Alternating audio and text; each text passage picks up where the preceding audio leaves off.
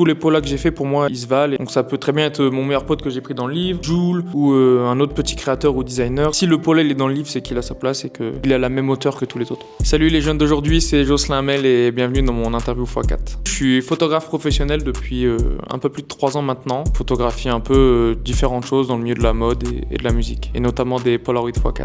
J'ai découvert la photo un peu par hasard via mon grand-père et mon père qui sont tous les deux photographes. Au début ça m'intéressait pas trop et au final en grandissant je me suis un peu intéressé à ça.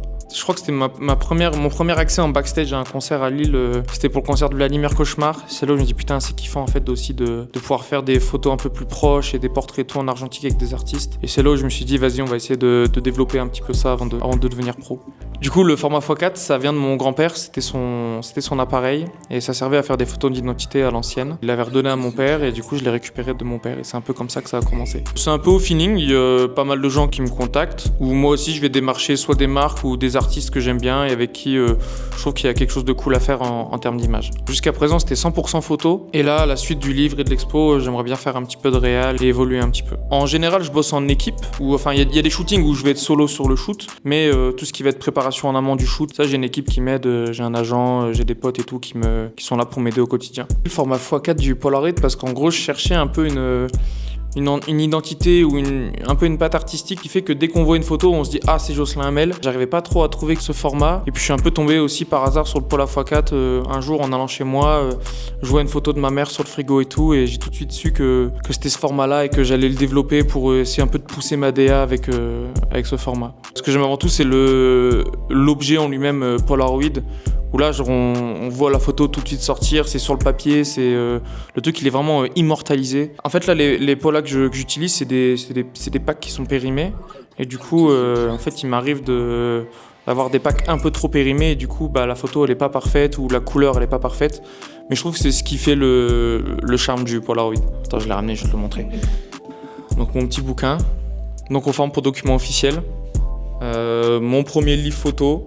Qui regroupe 3 ans d'archives de Pola x4. Donc c'est vraiment un projet qui me tient à cœur. J'ai toujours voulu faire un livre photo depuis que je commençais la photo. Je trouve que c'est un peu une consécration aussi en tant que photographe de pouvoir montrer quelque chose de physique de ce qu'on fait parce qu'aujourd'hui à l'ère des réseaux sociaux c'est très digital tout ce qu'on fait, tout va sur les réseaux sociaux ou autres et du coup je trouvais ça cool de pouvoir en faire un bouquin. Là la DA elle est simple mais elle est forte aussi, c'est vraiment un bouquin qui regroupe tous les Pola x4 que j'ai fait au cours des 3 dernières années.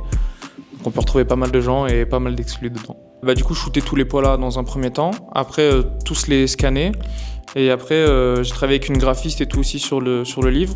Donc après, il faut qu'on fasse la maquette, qu'on réfléchisse ensemble à la DA, au nom du livre, à la cover. Une fois que tout ça c'est fait, qu'on a un peu le projet en main, on va essayer de trouver un éditeur. Et une fois qu'on a l'éditeur, après, il faut trouver un imprimeur pour pouvoir mettre le livre. Après, moi, je l'ai un peu fait Je l'ai autoproduit, mais j'ai une maison d'édition classique Paris qui m'a aidé. Il y en avait 500 de disponibles. Du coup, je me suis occupé moi-même de la distribution. Moi, dans mon cas, on a travaillé en amont le livre. On a vraiment fait tout le livre, toutes les maquettes, etc. On savait où on voulait. Et après, on est allé voir une maison d'édition qui, là, elle, nous a aidé elle nous a conseillé aussi sur les exports de fichiers, sur le nombre de pages du livre, parce qu'à la base, le livre, il devait avoir beaucoup plus de pages et on a réduit à 264. Et il y a plein de points techniques qu'on ne sait pas et qu'une maison d'édition vient nous apporter. Et ensuite, elle nous a aussi aidé à trouver un bon imprimeur pour rentrer dans les coûts, parce que c'est moi qui autoproduit le livre, donc voilà.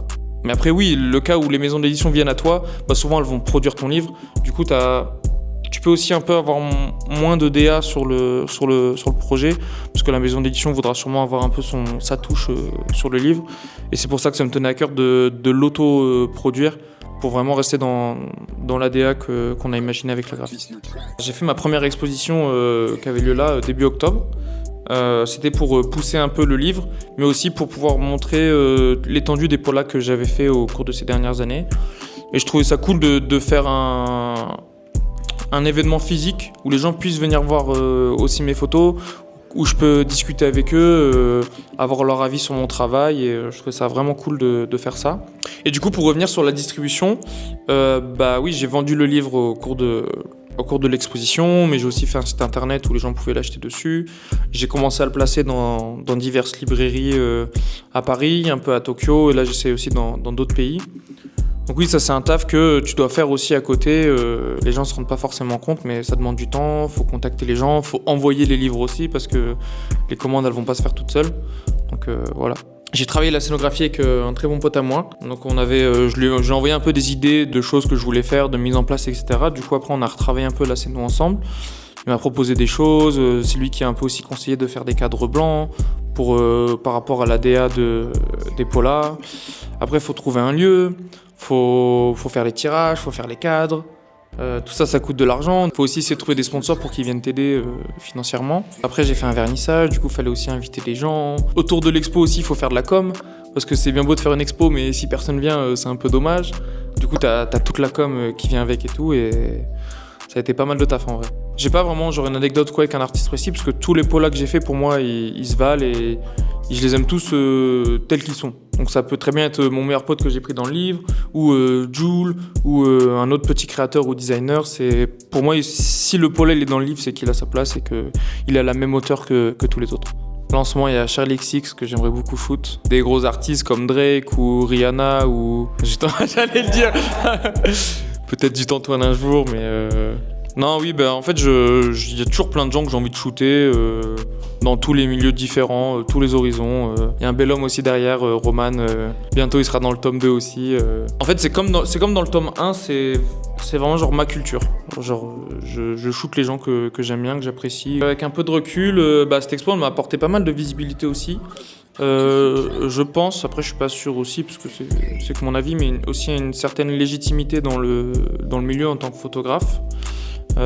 Aussi ça m'a appris pas mal de choses, comment faire une expo, comment faire un livre, organiser tout ça, organiser un vernissage, les ouvertures, le montage, le démontage de l'expo.